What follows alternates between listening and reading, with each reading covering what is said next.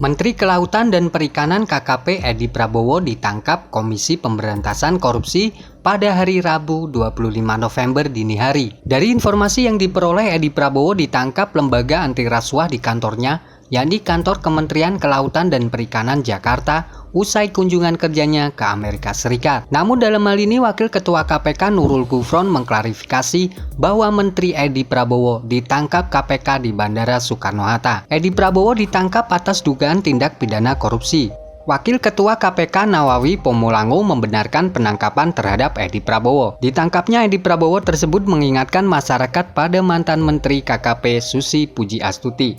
Nama Puji Astuti kembali banyak dibicarakan netizen. Bahkan hingga saat ini nama Susi langsung menjadi trending. Banyak netizen berharap Presiden Joko Widodo kembali menjadikan Susi Pujiastuti sebagai Menteri Kelautan dan Perikanan kembali. Tak lepas dari ingatan masyarakat, mantan Menteri Susi Pujiastuti dikenal sebagai menteri wanita yang tegas menolak ekspor benih lobster.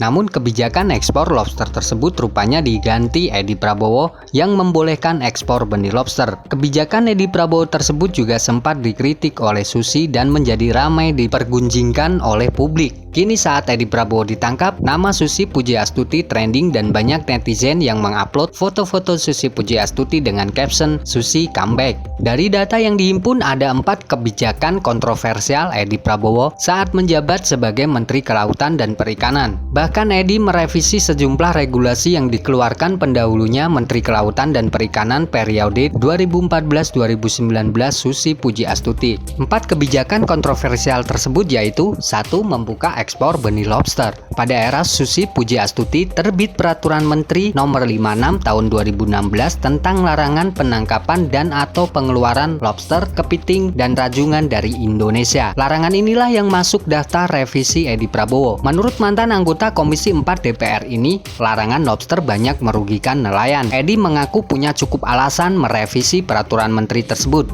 Dirinya menilai jika angka penyelundupan benih lobster sangat tinggi. Menurutnya, daripada jadi selundupan yang tak menguntungkan negara, lebih baik ekspor dibuka sehingga mudah dikendalikan. Dia tidak menutupi apapun dalam kebijakan ekspor benih lobster. Sebelum melegalkan ekspor benih lobster, KPK telah melakukan kajian mendalam lewat konsultan publik. Kebijakan kontroversial yang kedua yaitu bolehkan alat tangkap cantrang. Edi Prabowo mengaku telah melakukan kajian terkait keluarnya izin penggunaan cantrang. Sebelumnya larangan cantrang dan 16 alat tangkap yang dianggap merusak lingkungan lainnya mulai diberlakukan tahun 2018. Larangan alat tangkap cantrang tertuang dalam Peraturan Menteri KP Nomor 2 Tahun 2015 dan Permen KP Nomor 71 Tahun 2016. Edi mengaku ada sejumlah pihak yang mengklaim penggunaan cantrang tidak merusak lingkungan, sebab penangkapan menggunakan cantrang hanya digunakan di laut berdasarkan pasir maupun lumpur, bukan di laut berterumbu karang. Menurut pendapat tersebut, penggunaan cantrang di laut berterumbu karang justru akan merobek cantrang tersebut, bukan merusak terumbu karangnya. Ia menegaskan bahwa kebijakan cantrang bukanlah kebijakan instan dan tanpa kajian. Menurutnya, regulasi pelegalan cantrang yang dilarang pada periode Menteri KP sebelumnya ditujukan untuk kesejahteraan masyarakat nelayan dan pembudidaya. Edi melihat banyak benturan antara nelayan dengan nelayan tradisional. Oleh karena itu, untuk mengakomodasi persoalan tersebut, KKP melakukan penataan sesuai zonasi. Pencabutan larangan cantrang disusun berdasarkan hasil kajian tindak lanjut Menteri KP nomor B.717-Men-KP-11-2019